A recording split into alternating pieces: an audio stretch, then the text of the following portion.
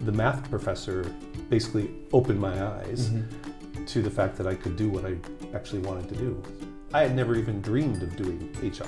You know, within 3 months, I'd asked her to marry me.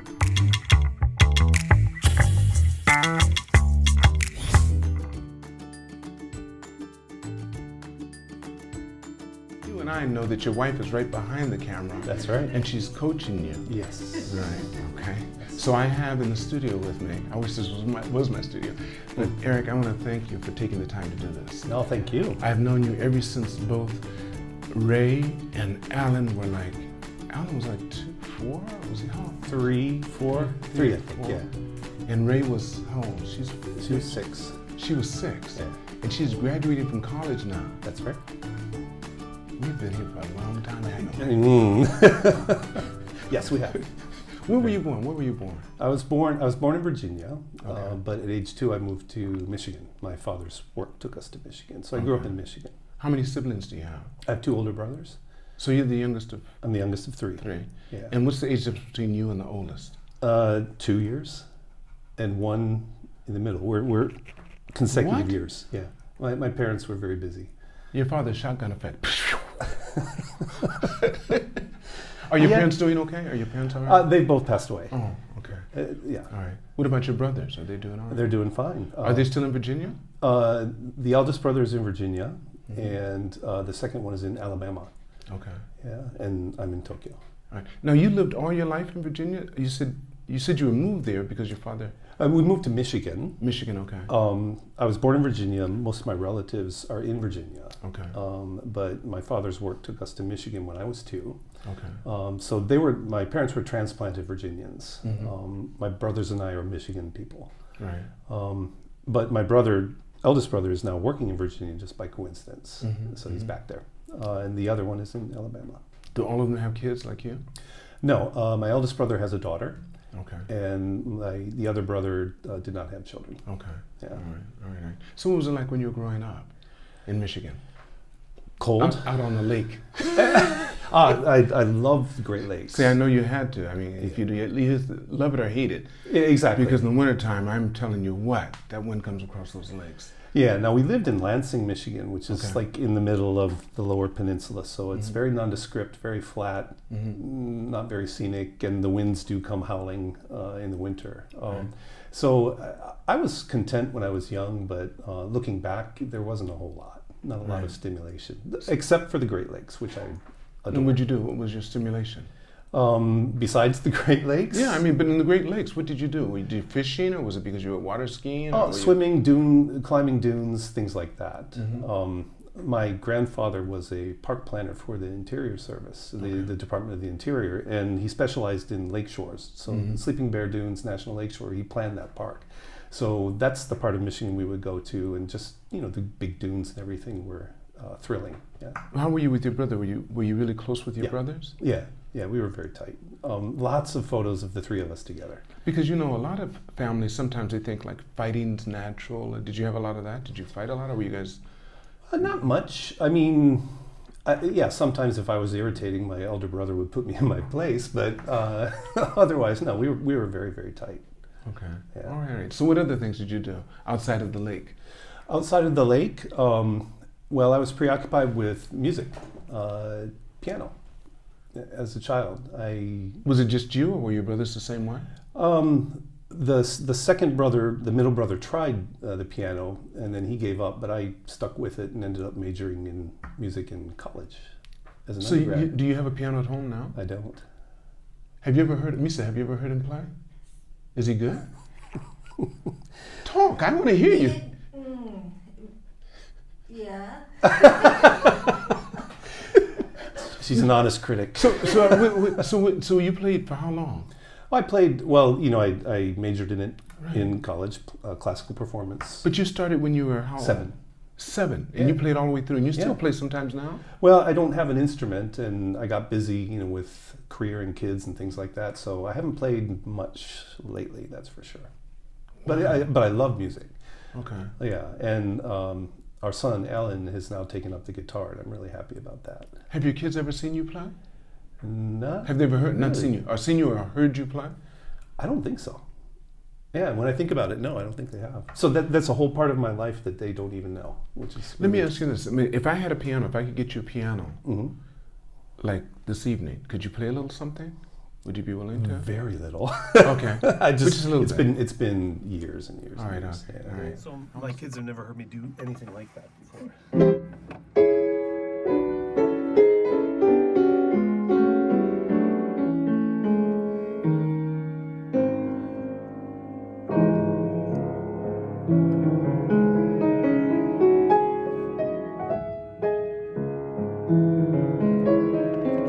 All right. So then, going through school, were you involved in sports? Well, up through high school, I did track, and recreationally, I played a lot of basketball. I tried baseball, but I just couldn't hit. But yeah, I liked sports in general. I just wasn't. I was in the band too, and so I did marching band at the football games. Playing what? Trombone. Is that right? So you can play the trombone as well? Yeah. Well, and that's another one I haven't played in years. But Alan learned the trombone as well, and my father played the piano and trombone. So we have this generational thing going. What about his father? Did he play any instruments? No, Your grandfather? he didn't. No? So Okay. it started with my father. All right. And Alan didn't take up the piano, but he took up the guitar, and he also plays the trombone. So the lineage is continuing. There you go. Now, what kind of music do you enjoy when you play the piano? Classical, basically. Classical? Yeah. Okay, what do you listen to? I listen to a lot of different things, but I like classical a lot. That's your go-to. Yeah, that's my Okay. go-to. That's where my musical roots are. But then also, I like jazz. I like world music, and my kids have introduced me to a lot of modern music that I've learned to listen to with an open mind. So I listen to a lot. Yeah. Right, that's interesting. Yeah. So when you finished college, you finished with a music degree, Yes, that's correct. and then what'd you do with it? Not much. So once you left college, what was your first job? What did you start doing? So my first job was working in the graduate library. I went to the University of Michigan, and so I graduated and I got a job in the graduate library during the day so that I could continue practicing at night and then maybe trying to do like accompanying gigs and things on the weekends. And I did that for a couple of years. What kind of gigs? Well, like a violin recital that needs a piano accompaniment. Gotcha, okay. Yeah, that kind of thing. Singers, whatever. Still in the classical realm. Right. I went to a couple of international festivals where I was able to learn from, fairly established accompanists, and I thought maybe I was on a career path at that point, but things changed. How? Tell me when that happened. Just give me the story. I want to hear that. There are a couple of things. I broke my wrist. Doing what? I just fell. I had like a dizzy spell and fell in my own apartment. I blocked my fall and broke my wrist. How old were you when that happened? I was 21 maybe. Okay. I'd already graduated, All right. and I was still trying to play. And I couldn't play for 6 weeks, and that had never happened since I had been 7 years old. You'd always played every day almost. Virtually every day. Right. Yeah. So I was forced away from it, and then coming back, it was really hard because your muscles atrophy and all of that. So it kind of forced me to look around, look in myself probably. Right. But I also was frustrated because it's a tough profession, and it takes not just skill and talent, which I may not have had enough of either, but it also takes luck. And I was frustrated in that there were other things I was interested in that I just couldn't do. I was working full time, I was practicing, I was trying to be a musician on the weekends, and I had other dreams that I just kind of What were those neglected. dreams? What were those dreams like? What? Share something. Just a simple dream. I just wanted to live overseas and learn a foreign language. That was one. Yeah. But what spurred that on? Where'd you get that from? Some movie you saw or something? From my brothers.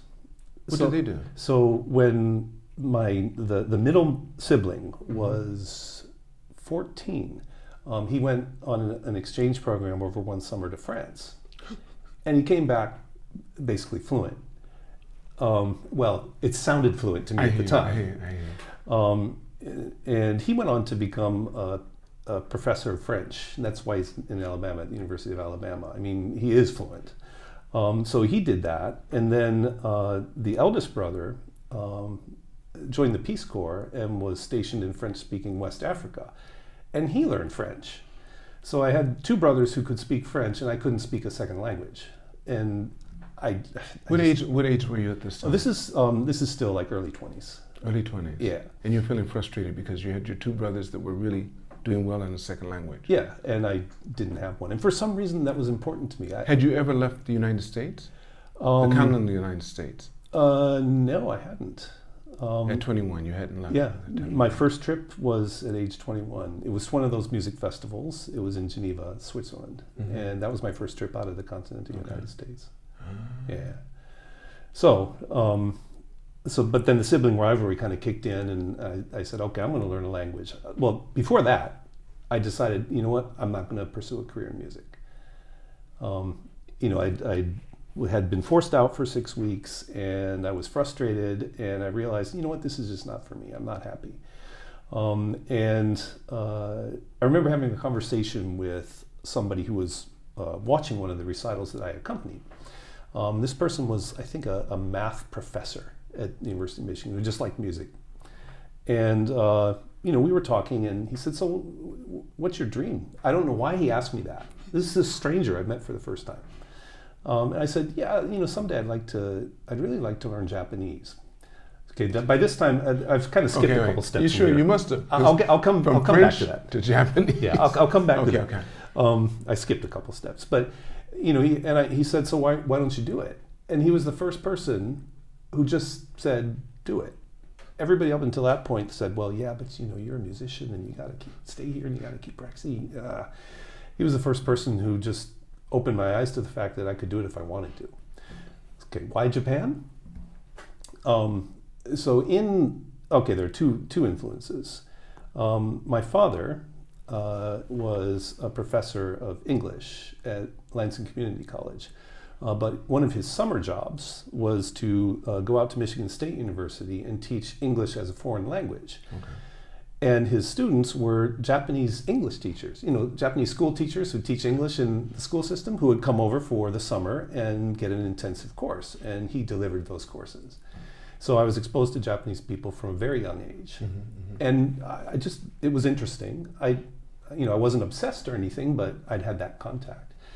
Fast forward to university, School of Music at University of Michigan, and for some reason there were like 6 Japanese students also studying piano like me. I don't know why. Usually you come for a specific teacher, right, or professor. And was he? You had that person? There were several of them, and I think these students were probably recruited by these professors, to join their teams, if you will. So I was exposed to Japanese people on a regular basis after that.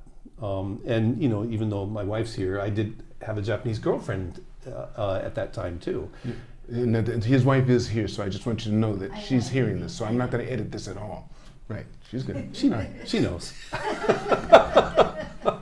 But obviously that's a big influence too. Right. Now you're 22? Yeah. No, I was still actually quite young. I graduated high school at 16 and started university just before my 17th birthday. So I graduated at 20. Okay. So this is late teens up to 20. And then, all this took place. Yeah. And then after I graduated is when I spent a couple of years trying to be a musician. And that's when the math professor basically opened my eyes to the fact that I could do what I actually wanted to do. And that was the moment I made the decision, okay, I'm done trying to be a musician, now I'm going to study Japanese. All right, so then from there you started studying Japanese at the same university? What happened? Okay. That's what I need to know. I want to know. Yeah, in retrospect, there's no logic to this at all. But so I was there in Ann Arbor, Michigan. Great town, but it just felt really small. And I just needed a new environment. And so one of my former sort of classmates, he was a PhD student, I was underclassman, but a friend of mine had an apartment in New York. His parents were retiring to Florida and he wanted a roommate. This is a rent-controlled apartment, no less. And he asked me if I was interested and I said yes. Yes. Yeah, so I had the opportunity to move to New York. So I just moved there. But you're still studying music. No, I'd already given that up. So wait, you hadn't graduated from college yet? Oh no, I had. This is after you graduated. Yeah. With your degree in music. Yeah. And this guy who I knew from university, he had already graduated too. We both already graduated. All right. He said, I need a roommate. You want to come to New York? And you to do what? What were you going to do? I didn't know. Did he know what he was going to do? Yeah, he knew what he was going to do. Okay. So what did you end up doing? Well, I knew that I wanted to study Japanese, but I also just wanted to live in New York. I wanted to get out of the Midwest. I wanted to be in a big city. Country bumpkin dreams, right? And so I got there and I just started looking for jobs. Now, I mentioned that I'd worked at the Graduate Library of the University of Michigan. I found a job at Merrill Lynch doing exactly the same thing I'd been doing at the University of Michigan Graduate Library. Now, what were you doing there? It was managing subscriptions. Okay. So it's administrative work. Okay, okay. Yeah, but it just happened to be on Wall Street instead of in Ann Arbor, which is kind of unusual. So I found that job after about 6 weeks.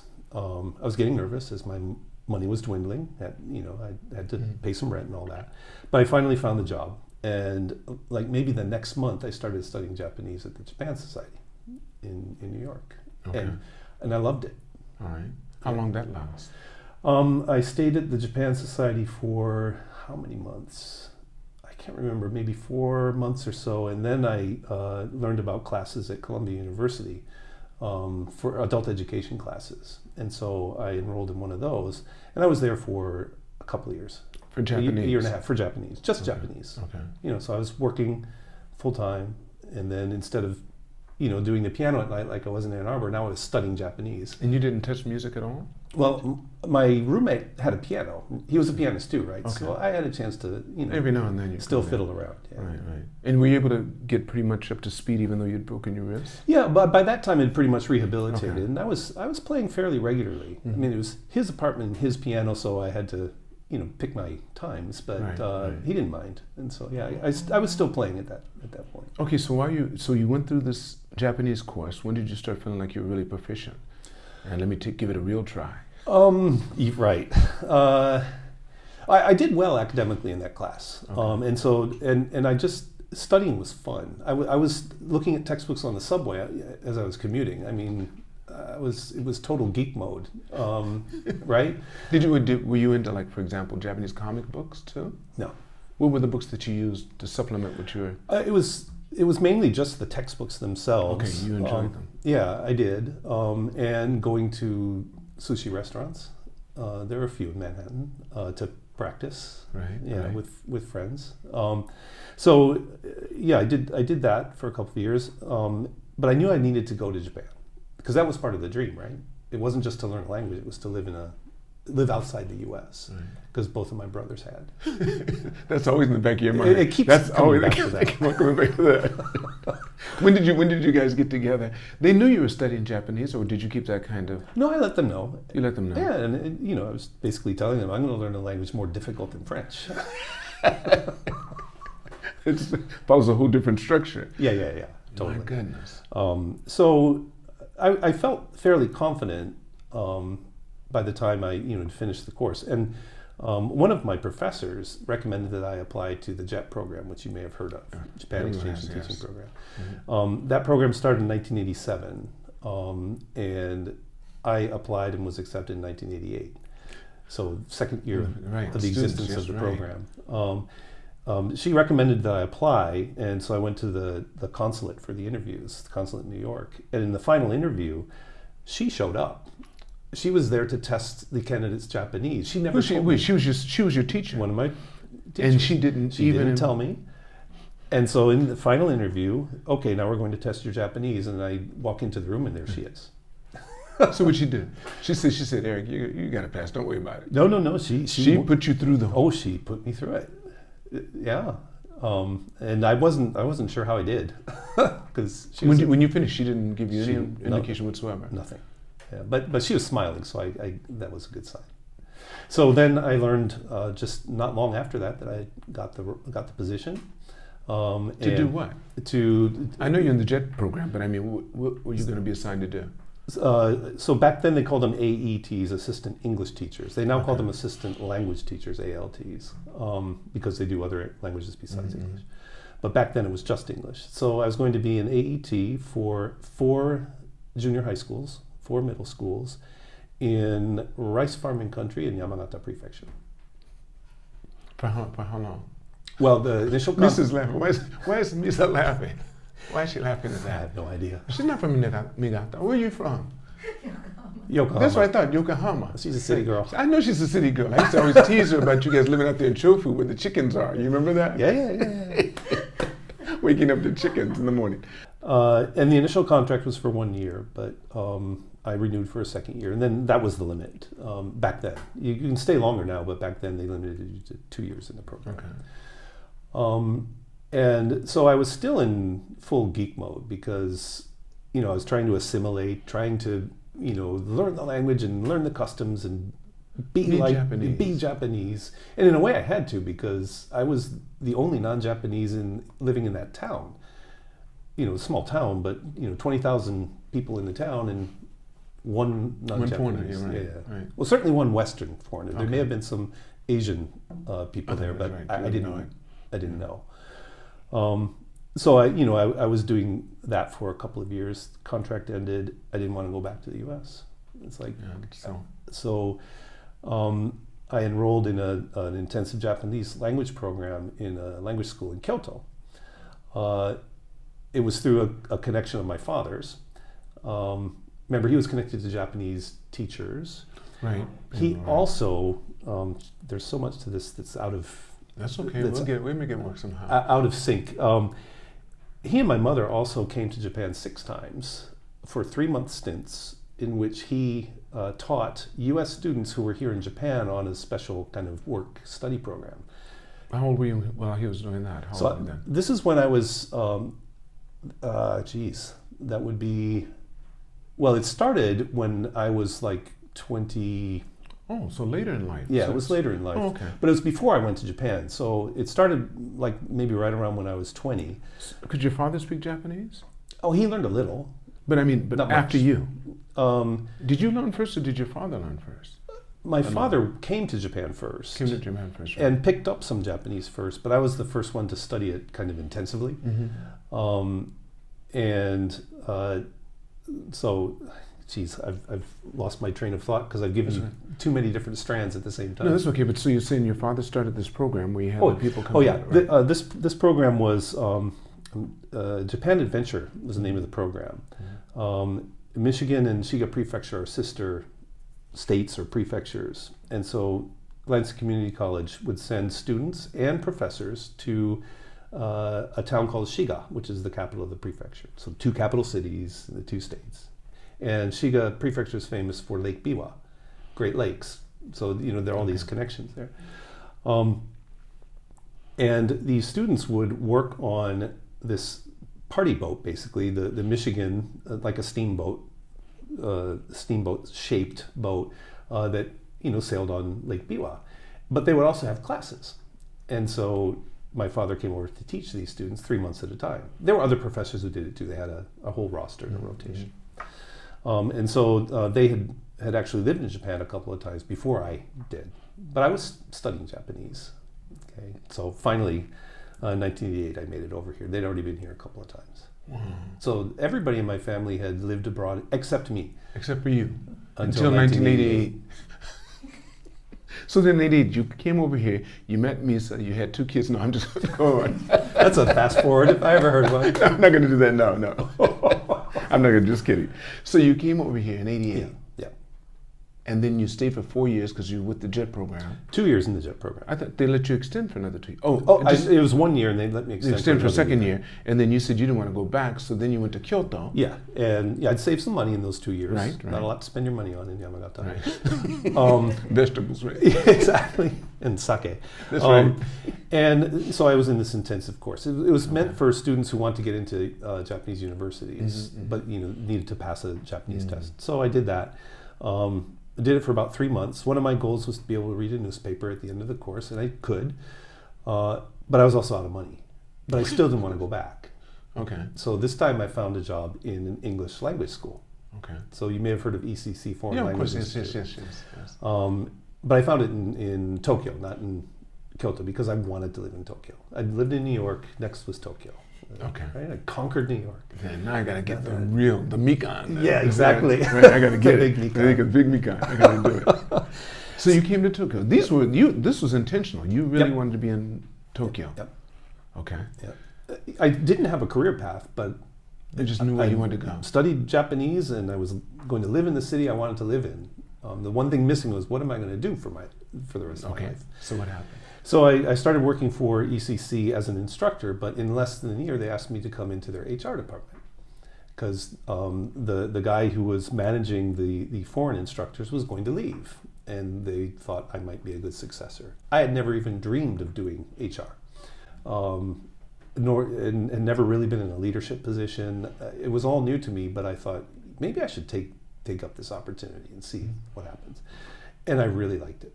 And so I found myself coming out of geek mode. I was using Japanese a lot, but now I was focusing on business, HR, recruitment, contracts, employee relations, scheduling, all of that stuff. And I was doing it in 2 languages because the instructors did it in English, and then I interfaced with the school staff mainly in Japanese. And I found myself really having a good time. And I thought, okay, this is what I want to do. So finally, it was very circuitous route, but you got there. I got to HR in a sort of global or multicultural setting, at least bicultural setting.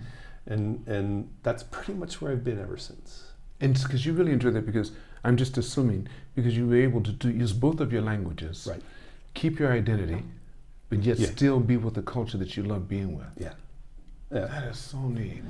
Yeah, in retrospect, it all looks well planned out, but it wasn't. It was all just an emergent strategy. Maybe it was, and you just didn't know. Exactly, exactly. I'm not religious, you are, but still, maybe it was. Exactly. Isn't that interesting? Yeah. So, Misa also worked at ECC Foreign Languages. There we go. I want to know where the contact was. She has another girlfriend. Is that the other girlfriend? It was a different one. Wait, just a minute. There was the college sweetheart, but then this was older, more mature kind of thing. All right. Yeah. But that relationship ended. Okay. Your kids know this? Yeah. Do Rae and Yeah. We don't hide. Rae and Allen know? Okay. You guys know that? Okay. I just want to know because you're going to see this. Okay, go ahead. But yeah, it was almost a love at first sight kind of thing. I mean, that'll embarrass Misa, but there was just something. There was an aura that I didn't see. When you saw her at ECC? Yeah. But what department were you in? I was in the education section. The Asian section? Education. Education. So what were you doing? I was making a textbooks and organized the courses, English courses and business English courses. Okay. So that was the group that was responsible for creating the materials that the teachers and students used in the schools. I was in HR. Right. But our offices were on the same floor and visible to each other. And yeah. So you have to speak a little bit louder, just in case this doesn't pick it up well. So you were over there and you were seeing Eric. Did you know that he was Googling you? And before Google was out then, I think it was already out. So I didn't have any interest in gaijin at all. So especially with blue eyes, right? No. No. Really? Zero. Yes. So how did you make that? Yeah, that's a good question. How many roses did it take? Well, it was very interesting. I broke up with that previous girlfriend and Japanese girlfriend. Yeah, well, I was in Japan, and I just asked her, do you want to go for dinner? There were friends who kind of got us together in the same place at the same time, but I asked her for dinner, and I still think of it as the first date. She just thinks of it as a free dinner. And that hasn't changed over all these years. But within 3 months, I'd asked her to marry me. And what did you say? What did you obviously said yes, but did you say yes then? Actually, I didn't understand the purpose actually. Yeah, when I proposed, I guess she thought it was a little too ambiguous, and so we talked on the phone the next day, and she said, "Did you propose to me yesterday?" Wait, how did you do it? What did you do? I'm just curious. It was in Japanese, but it was just it was something like I can't envision my life without you in it. Oh. Something like it wasn't "Will you marry me?" It was Right. It was a little abstract, right? Yeah, it was a little abstract. You're right. It should have been more concrete. Okay. So it was a little too abstract. And she said, But your English, where did you learn English?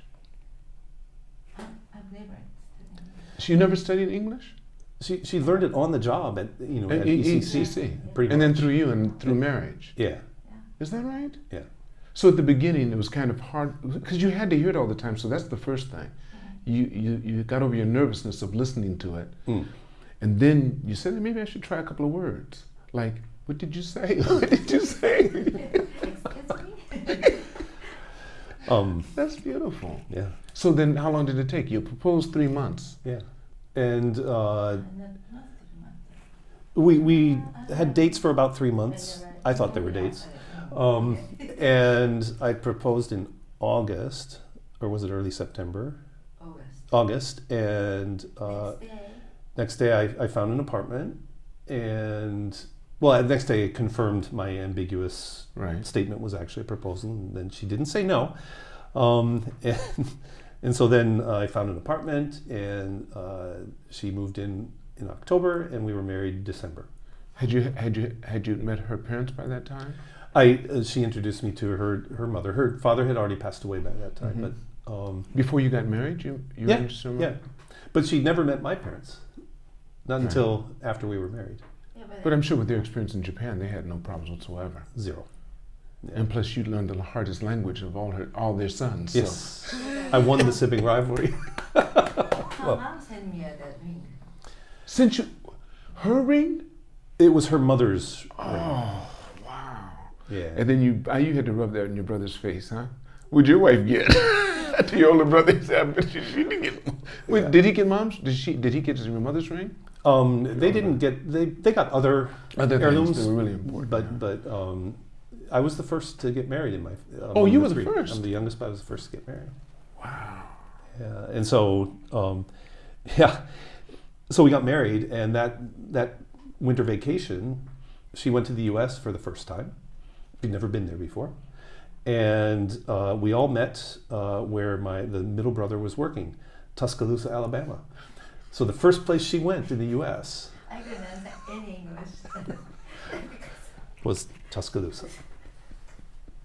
It's kind of hard, huh? I couldn't answer anything. We did take a day trip, or no, we took a side trip for a couple nights to New Orleans, so you did get to see, one of the jewels of the South. Right. But Tuscaloosa was kind of was a tough introduction, especially for a Yokohama, Tokyo city girl. Tell me about it. Wow. Yeah. So then you've been married for how long now? 33 years. Oh no, I've been I've been in Japan 33 years, but you've been married for 20 something, yeah. 20 something. How old is Rae? Because I'm sure you had her right away. Yeah. 27 years. 27 years. I always wait because she never gets it right. I just wanted to test her. But yes, 27 years. 27 years. Yeah. Now I met you when you were working with Disney in HR. That's right. Yep. How long did you work with Disney? Wait, so tell me the companies you worked with. It was ECC. ECC, and then once we got married and talked about having a family, we agreed that I should probably work for a bigger company and maybe an American company, or at least a multinational. That seemed like the next step in my career. And she definitely wanted kids. I was coming around to the idea. And that's one thing led to another, and I applied to a position at Disney and I got it. So I moved out of ECC and into the world of multinationals at that point. So how long did you stay with Disney? I stayed with Disney for 20 years. I was going to say, you'd been there for a long time. A very long time. And after starting with Disney, that's when Rae was born. Started with Disney in 97, Rae was born in 2000, and Allen in 2003. So just boom, boom. Boom, boom, boom, boom. Yeah. Wow. And so from Disney, now you're with the company you're with now? Or yeah, there were a couple in between. Okay. It's very interesting, 20 years with one company, and then suddenly I got very active after leaving. So I spent a couple years with Hyatt, Okay. And then about a year with Ferragamo. I got my shoes there. There you go. And while I was at Ferragamo, a former Disney colleague of mine, actually somebody I had hired way back in the late 90s with Disney, contacted me by text saying, hey, I hear that Warner is looking for somebody for a new project. And one thing led to another. I ended up going through 8 interviews and got the position that I'm in now. So it's with Warner Brothers Studios, Studio Tour Tokyo. It's a new attraction that's being built. Okay. And so it's getting. Where's it going to be located? It's in near Ikebukuro. It's where the Toshiman used to be. Okay. Toshiman. Toshiman. Oh, it's going to be in that space. in that space. Yeah, it's replacing Toshiman. Going to be taken down. Yeah, it closed a couple of years ago. Oh, did it? Okay. Yeah. And the construction is actually going at a very fast pace right now. Did they expand it bigger than Toshimayan, or is it going to be just in that space? It's in that space, and it's actually not the entire space, because some of it will become a public park. But our part of the space is pretty big. Mm-hmm. Yeah, and so I'm back in sort of a hands-on HR role, back in the themed entertainment industry, which I really liked. I didn't think it would happen, at this stage in my career, that I'd be involved with a new build project like that, but it's very exciting. So that's where I am now. Do you plan on being in Japan indefinitely? I guess I want to remain flexible. You should have saw the way she looked at you then. She's like, you should have seen the way Misa looked at you like. So, yeah. She said, I don't know what he's going to say, but I know. Misa, are you going to be here indefinitely? Yeah, thank you. Yeah. So the answer is yes. Okay. I mean, I think like you, I've lived more of my life in Japan than Your I did. whole adult life has been here. Yeah. If you've been here for 33 years, it's longer than you lived anywhere else. Exactly. Yeah. And so this is home. You passed that. Tell me about it. Right? What's interesting is having the 2 kids here, bicultural, bilingual, mixed heritage kids, having them go through an American education at the American school, but living in Japan with a Japanese mother and an American father has really kind of taught me a lot about what is identity and what is home. And for me, Japan does feel like home, and I'm really comfortable with that idea now. It wasn't always comfortable. What's really interesting, though, is to watch Misa, first of all, who's never lived outside of Japan. She's totally flexible about where she would live. She says she's going to be in Japan indefinitely, but she actually has told me she's flexible. I know she is, because she lived out in Chofu. Yeah. And she used to come to the class with flower pants, like only Nakabone. I can't believe it. I could not believe it. Yeah, mud on her shoes. Yeah. But it's funny. They've just taught me a lot. Now I'm watching them. They grew up in Japan. They look more like non-Japanese than Japanese, as you may recall. And so nobody thinks they're Japanese. Right. But they feel Japanese. It's where they were born and raised. They're both now living in New York. Rae is in her 4th year there. Allen's in his 1st year there. And they're comfortable. I think You think they're comfortable there? Rae definitely is. Okay. Allen seems to be. It's just been 4 months, but so far so good. Right. But I'm just interested to see where they call home eventually. And, at some point, if we want to join them there, maybe we would. But right now, I think we'll stay here. I should say that they both insist we stay in Tokyo because they want a home base here. I hear you. Yeah. So we would have to get their permission to leave Japan, I think. Oh. Yeah. That's wonderful. You know something, Misa, before you wrap this up, because I want your husband Eric to say a few things. Can you let us see what you look like so people can at least see you in the podcast beside him?